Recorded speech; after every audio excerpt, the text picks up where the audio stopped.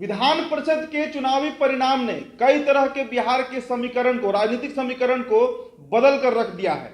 लेकिन सबसे ज्यादा जिस नेता का मिथ टूटा है वो नेता मुकेश सहनी है। जी हां, विकासशील इंसान पार्टी के राष्ट्रीय अध्यक्ष मुकेश सहनी की बात कर रहे हैं। 7 प्रत्याशी उन्होंने उतारे थे और उनके 7 प्रत्याशियों के कुल वोट को अगर हम जोड़ दें तो 402 वोट होता है। और सबसे जो हैरत अंगेज करने वाला आंकड़ा है वो उनके गृह सीट से आया है, जहां पर उन्हें मात्र 24 सीट उनके प्रत्याशी, माफ कीजिएगा, 24 वोट उनके प्रत्याशी को मिला है। तो आप सोचिए, उत्तर प्रदेश में भाजपा भगाओ अभियान चला रहे थे मुकेश सहनी, और इधर बिहार में जब से बीजेपी ने उनका साथ छोड़ा तो बिहार में भी वो भाजपा भगाओ अभियान चला रहे हैं। लेकिन अब उनको इस बात का समझ आ रहा होगा, इस बात का एहसास उन्हें जरूर हो रहा होगा कि दरअसल जमीन पर, बिहार की जमीन पर राजनीति करना, और वो भी जातीय राजनीति करना, कितना मुश्किल होता है। देखिए, विधान परिषद चुनाव जो हुआ है उसमें 24 सीटों पर ऐलान तब हुआ था जब उत्तर प्रदेश विधानसभा चुनाव चल ही रहा था, और मुकेश सहनी तब बिहार के एनडीए गठबंधन में शामिल थे। उन्होंने पहले तो विधान परिषद की सभी 24 सीटों पर उम्मीदवार उतारने का ऐलान कर दिया था, लेकिन बाद में सिर्फ 7 सीटों पर ही वे उम्मीदवार उतार पाए।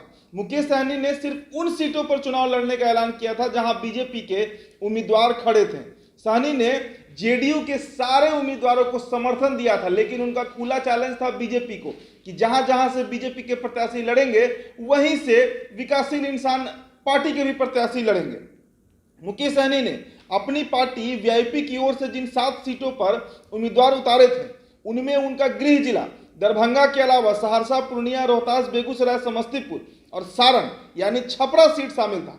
अब उन सीटों पर मुकेश सहनी की पार्टी के उम्मीदवारों को मिले वोट पर नजर डालें तो सियासी जानकार मानते हैं कि उन्हें सबसे ज्यादा वोट जो है वो दरभंगा सीट पर मिला, जहां करीब 24 वोट आया है। आप सोचिए कि किस स्थिति में आज मुकेश सहनी की पार्टी पहुंच गई है। दूसरी तरफ एक और जो बड़ी खबर कल निकलकर सामने आ रही थी कि विकासशील इंसान पार्टी के करीब 90% जो पार्टी से जुड़े बड़े लीडर हैं, बड़े नेता हैं, जो मुकेश सहनी के रणनीतिकार भी माने जाते हैं, वे सब के सब अब भाजपा ज्वाइन करने जा रहे हैं, यानी बीजेपी के पार्टी की सदस्यता लेने जा रहे हैं। तो ऐसे में अब दोहरी मार पड़ी है मुकेश सहनी को। मुकेश सहनी के लिए बोचहा विधानसभा का जो चुनाव है, उपचुनाव है, वो बेहद अहम हो चुका है, क्योंकि वहां पर अगर वो हारते हैं और अगर सम्मानजनक हार भी नहीं होती है, अगर वो बुरी तरह हारते हैं, तो इस स्थिति में उनका भविष्य क्या होगा बिहार की राजनीति में, ये बेहद गंभीर प्रश्न बनकर उनके सामने